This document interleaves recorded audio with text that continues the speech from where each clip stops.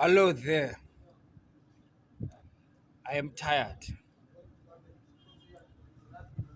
I am tired of what ZANU-PF is putting us through.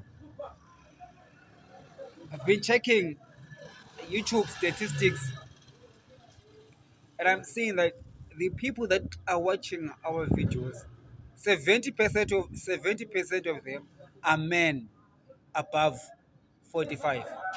No, 70% of them are above 45. And 70% of those people are men. And half of them are in South Africa, the other half in Zimbabwe. I've realized that there is fatigue within the adult Zimbabwean population that is in Zimbabwe and in the diaspora. They are hoping for a real change, and Mnangagwa is keeping them in that jail cell, the whole country. And it's not just ET, because he's just one man.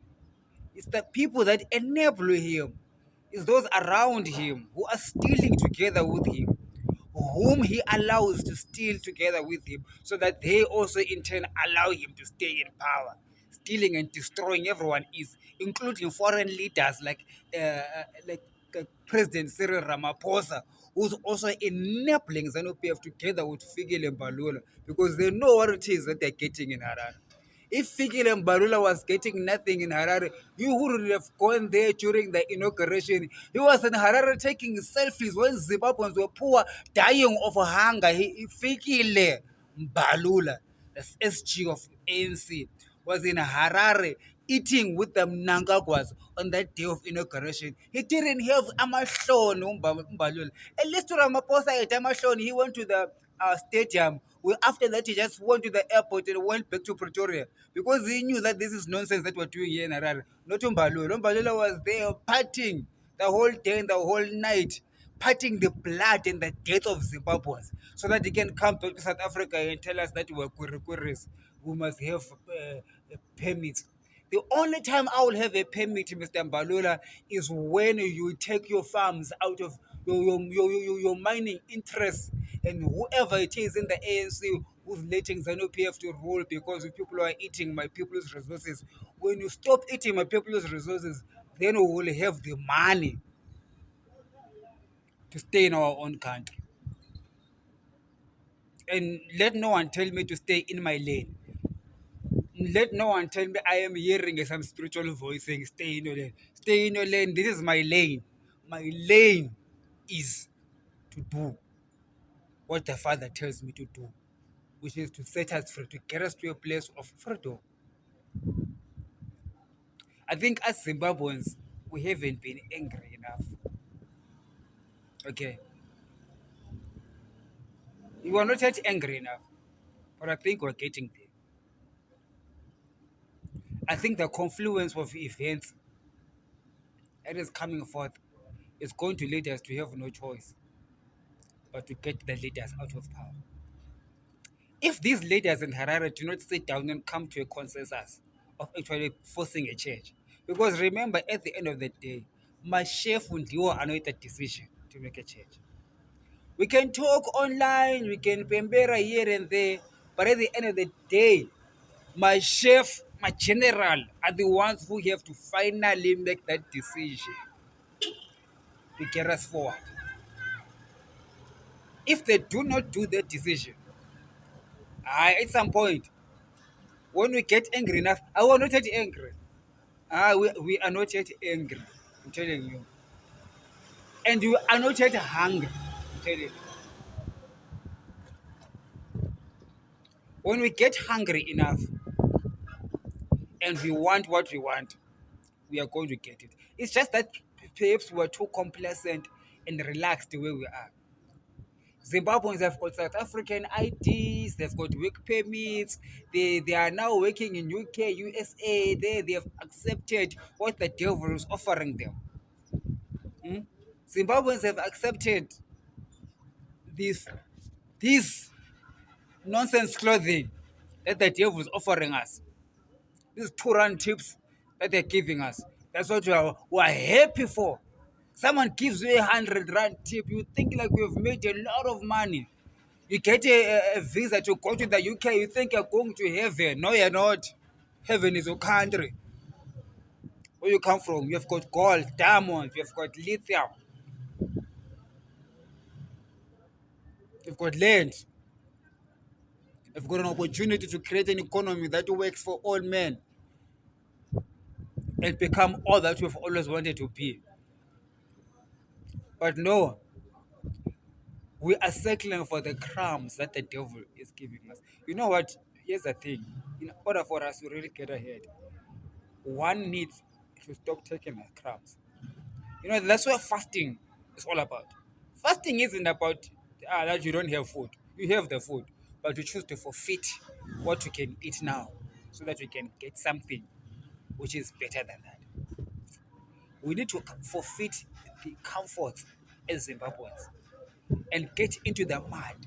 Okay? Don't fear to die. You're going to die anyway. Don't fear hunger. You're already hungry anyway. That's why you are able to sell yourself as a slave in foreign lands. And the people in foreign lands like Ramaphosa, they are happy to have Zimbabwean friends. Don't be Zimbabwean slaves. Don't be fooled because they use us as cheap labor. They underpay us while it's extracting the full value, the full wealth of our value. The value of Zimbabwean workers around the world, if it was expressed in Zimbabwe, it was going to be bring home 10 times more economic value to the Zimbabwean individual. But because you are pressed overseas, you are willing to take less money. To you, it's a lot, but it's much, much, much less because you are oppressed. Oppressed by who? By Idi Mnangagwa. You see, the foolishness in Harare is that when they steal $10 that they put in their pockets, there is a $90 that is not stolen by them, but it is stolen by the global ecosystem, the global economics. Because you see, the I don't know how many billions are stolen from Zimbabwe and externalized. Those billions, instead of being banked in Zimbabwean banking system to circulate within the Zimbabwean economy, so that our GDP can increase through circulation. Because that money is stolen and it is banked overseas. It is banked in in New York, in London. It is actually improving the economy of USA and Britain. Some of it is banked here in South Africa. It's improving the economy of South Africa through the multiplier effect. So that multiplier effect is acquiring Zimbabwean money, is multiplying in foreign lands. So do not expect those foreign countries to want Zimbabwe to be free because they are enjoying our wealth. There's a lot of diamonds and gold and lithium and all the stuff that is being sold by Zimbabweans. And listen, my chef Archer, the ones that have got billions. If only those billions were banked in the Zimbabwean banking system and the banks in Zimbabwe will lend out money to the Zimbabwean startups, we would be in Zimbabwe right now. Instead of talking politics, we would be talking about business ventures, ideas, getting into Africa, using the money that even Mnangagwa stole. Even if Mnangagwa steals money and his children and they put it in a Zimbabwean bank, and that Zimbabwean bank will use that stolen funds to fund us, we will go far. But they are not putting it in Zimbabwean banks because they are afraid of being caught. So what they do is they bank it outside the country. So that's why America and Britain and South Africa does not want Zimbabwe to be free. Because they know that once we are free, all that economic growth that accrues from these third world countries or this so-called global south will stop flowing into the New York Stock Exchange. Do you know that the hedge fund managers in the New York Stock Exchange who run billions of dollars, those billions are billions stolen from Africa? Okay, so they are happy with the status quo. There is nobody in Wall Street, those billionaires who want us Zimbabweans to be free, because they know that their hedge funds and their money management firms are going to lose billions of investments.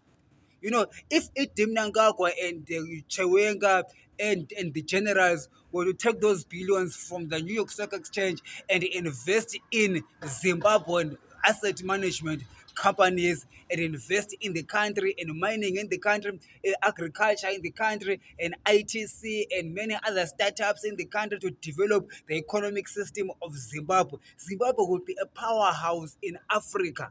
And Wall Street and Washington, they know that, so they don't want that. That is why they allow Mnangagwa to do what he does. And Mnangagwa probably understands that as well. And therefore, he rests on his laurels, knowing that, oh, who's going to remove me from power? The Zimbabweans, they don't have an army.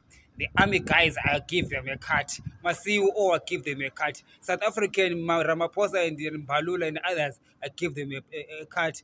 Together with SADC and AU.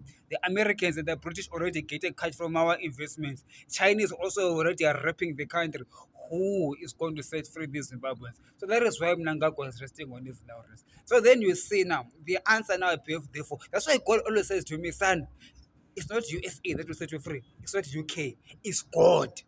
Meaning that whatever person that God uses, I've come to realize they will do it not because they want to free Zimbabwe. They will be doing it because they are pressed. They will have no choice but to do it. Okay. As I say that, at the end of the day, my chef Harare have to make that final call to get us free.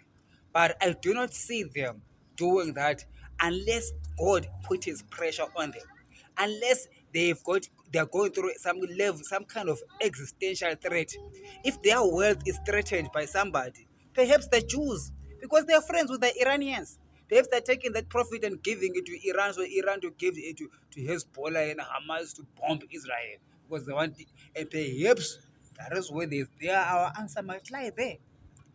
Not because Israel wants Zimbabwe to be free, no, just because they want to leave. So they are punishing presidents like Idi Mnangagwa supporting Iran. And the generals will set us free not because they love us, but because they've got no choice. If they don't take the country out of focusing on Iran, they are gone. So they will set us free because of that. Because as things stand, as the things move, see, you're going into a third world war right now. You're already there. Israel will not only stop in the Gaza Strip to pursue its enemies. Israel knows its enemy is Iran. And it will pursue Iran and all the allies of Iran who are equipping them, including Idim Nangaku. That's why my chef in Harare need to be shaking right now. If they let the status quo that say my Zimbabwean, Hana kind of power, the Israel will come for you not because of Zimbabweans, but because of supporting Iran. Because your leader is misleading you. Unless you turn the country around and let the country and turn it into a country that supports Israel and the United States, perhaps all the monies that you have overseas will be safe. Otherwise, they will wipe your cash, those Israeli. Because to them, it's about an existential threat. To you, they don't care about whether the Zimbabweans are free or not, but they will be forced also by their situation. And the chefs also have to be forced to set us free. If they don't set us free, they'll be gone. They'll be zero. They'll be broke. All the chefs. Don't play. Don't play with Israel. Don't play with the God of Israel. Because all that money that is stolen in Zimbabwe is being managed by Wall Street billionaires who are Jewish. And you take that profit and then you make friends with Iran. Come on. Doesn't balance. It's not me who's gonna take you out of power. It's Israel. Who lives God.